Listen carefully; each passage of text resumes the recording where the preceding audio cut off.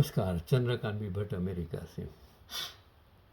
मैंने कितने दिनों से यही नक्की किया कि युवानों को जगाना, देशवासियों को जगाना, दुनिया के हर देश के हर लोगों को मतलब जगाना, याद दिलाना, कुर्बानी क्या होती है, देश प्रेम क्या होता है, आज़ादी क्या होती है, देशभक्ति क्या है। माफ़ करना, यही मेरा विषय हो गया है, यही मेरी सोच हो गई है, क्योंकि मैं भी कभी सोचता हूँ कि मेरे पूर्वजों ने क्या किया। एक आर्टिकल्स को क्या आप जानते हैं, चंद्रकांत भट्ट अमेरिका से, कि मानव इतिहास में कम से कम 2 बार ऐसा हुआ है कि इंसान ने दौड़कर इतिहास रच किया। मगर हैरत की बात यह है कि एक को पूरी दुनिया ने याद रखा और दूसरे को सिर्फ उसके कुछ चाहने वालों ने वो धीमी आवाज़ में उसको याद किया। 490 ईसा पूर्व यूनान के इलाके मैराथन में एक भीषण युद्ध हो रहा था। 2 ताकतें आमने सामने थी, एक तरफ फारसी साम्राज्य, दूसरी तरफ यूनानी राज्य। दोनों खुद को सुपर पावर समझते थे और युद्ध का पलड़ा यूनानियों के हक में झुक गया। फतह के तुरंत बाद फिलिपिडीज नाम के एक संदेशवाहक को हुक्म दिया गया कि वह युद्ध भूमि मैराथन से लगभग 40 किलोमीटर दूर शहर एथेंस जाकर ऐलान करे कि हम युद्ध जीत गए हैं। 40 किलोमीटर दूर दौड़ने की बात कही। वह घोड़े पर सवार होने के बजाय पैदल ही दौड़ के पड़ा। एथेंस पहुंचकर उसने जीत का ऐलान किया और अत्यधिक थकान व प्यास की वजह से वहीं गिरकर उसकी मृत्यु हो गई। जो इंसान जीत का जश्न बताने के लिए गया, दौड़ कर गया, और वही इंसान ये बताकर मौत हो जाती है। यही तो जिंदगी की एक दौड़ होती है, जहाँ आप दूसरे के लिए अपने आप को कुर्बान कर देते हो। आपके जीवन का यही तो उद्देश्य है, आपके जीवन का यही तो महत्व है कि आप अगर जिए हैं तो दूसरों के लिए जिए, अपने लिए मत जियो। अगर अपने लिए जिएंगे तो आपकी ज़िंदगी का कोई मतलब नहीं है।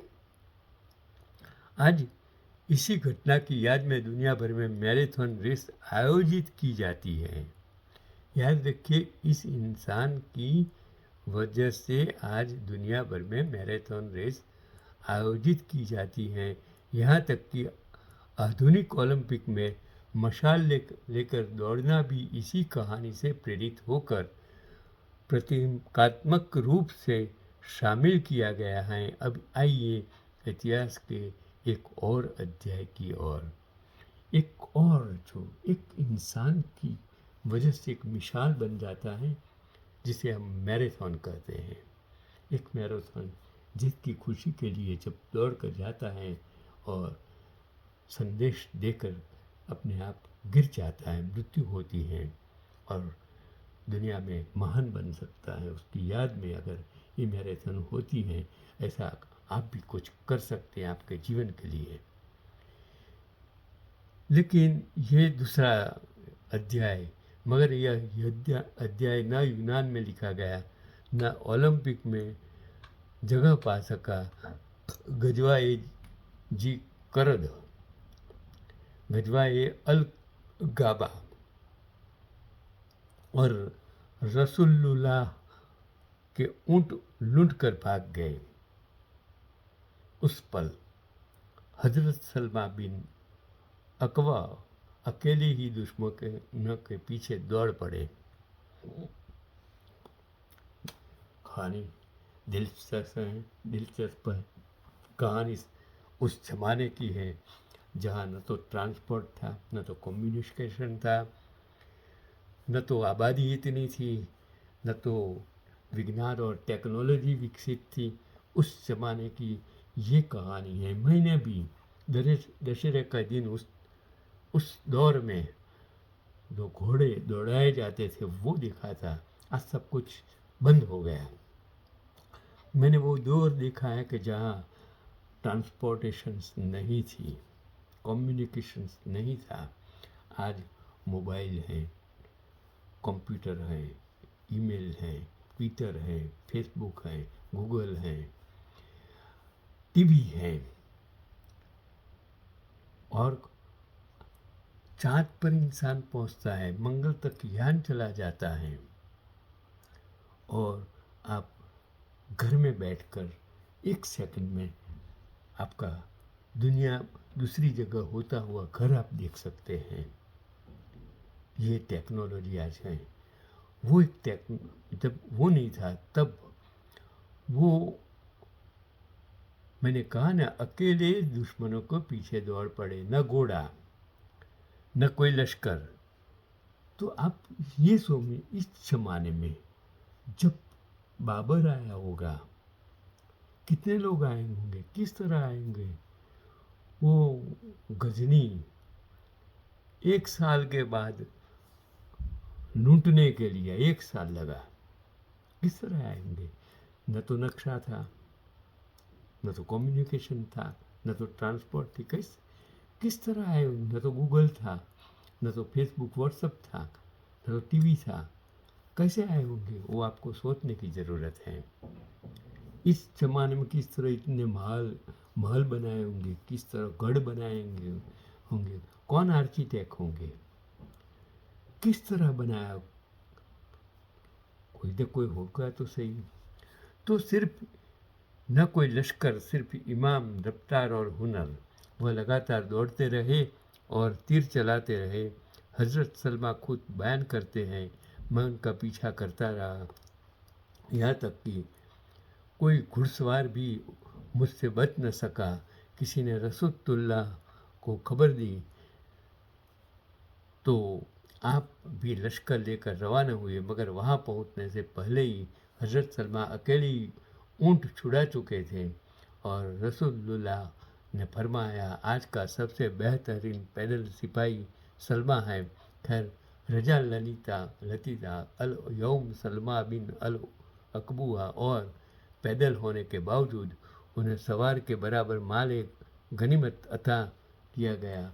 और आज के सैन्य मानकों के अनुसार ऐसी प्रदर्शन क्षमता सिर्फ कड़ी ट्रेनिंग के बाद किसी एलिट कोर्स का जवान ही दिखा सकता है। अगर सतर्क अनुमान लगाया जाए तो हज़रत सलमा ने 15 से 20 किलोमीटर प्रति घंटा की रफ्तार से 8 से 12 किलोमीटर तक पूरे युद्ध दबाव में हथियारों के साथ घुड़सवार दुश्मन का पीछा किया। यह सिर्फ दौड़ नहीं थी, यह मौत के साथ रेस थी। और सलाम है इन माओ को जिन्होंने सलमा बिन अवकू जैसे बहादुर जने। लेकिन सवाल यह है कि आज तक कहीं सलमा बिन अगवाई रेस हुई क्या जी? कदर कर के नाम से कोई मुकाबला आयोजित हुआ क्या? हमारे उलेमा ऐसे वाक़ियात को इस अंदाज में बयान करते हैं कि नौजवानों में सेहत, फिटनेस और जिस्मानी ताकत का शौक़ पैदा हो, जबकि एक ईसा पूर्व का वाक़या आज दुनिया का सबसे बड़ा खेल आयोजन बन चुका है, और इस्लामी इतिहास का एक जिंदा प्रमाणिक अमली कारनामा खामोश से दबा हुआ है। यहाँ तक कि 90 फीट दिए मुसलमानों को भी इसके बारे में पता नहीं होगा। मैंने तो ये आर्टिकल्स पढ़ा, जिसने भी लिखा मुझे पता नहीं है, लेकिन इसे इंस्पिरेशनल्स, इसे नॉलेजेबल, आपको इस वजह से इंस्पिरेशंस मिलना चाहिए कि आज के ज़माने में आपके पास इतना सब कुछ होने के बावजूद आप क्यों ऐसी सोच, गंदी सोच, धार्मिक सोच में आज भी दबे हुए हैं। बाहर निकलिए। आज विज्ञान का युग है। आज आपको धर्म की राजनीति में इतना आपकी सोच बदल डाली है कि आप गलत तथ्यों के साथ जी रहे हैं। आपको इंस्पिरेशन होना चाहिए कि मैं एक इंसान हूँ, हमें बेरोजगारी से मुक्त होना है, हमें महंगाई से मुक्त होना है, हमें अच्छी शिक्षा और स्वास्थ्य चाहिए, नहीं कि गंदा राजकारण, एक वोट बैंक की राजनीति में हमें हमारी इंसानियत, मानवता खो देनी चाहिए। जो भी था, जिस वक्त था, आज हम उसको रिवर्स करने की क्यों कोशिश कर रहे हैं। जिसने भी जो किया अच्छा किया, उस वक्त के अनुरूप किया, उसको गाली मत दो, उसको बदनाम मत करो। यही आज का मेरा पैगाम है। चंद्रकांत भट्ट, अमेरिका से।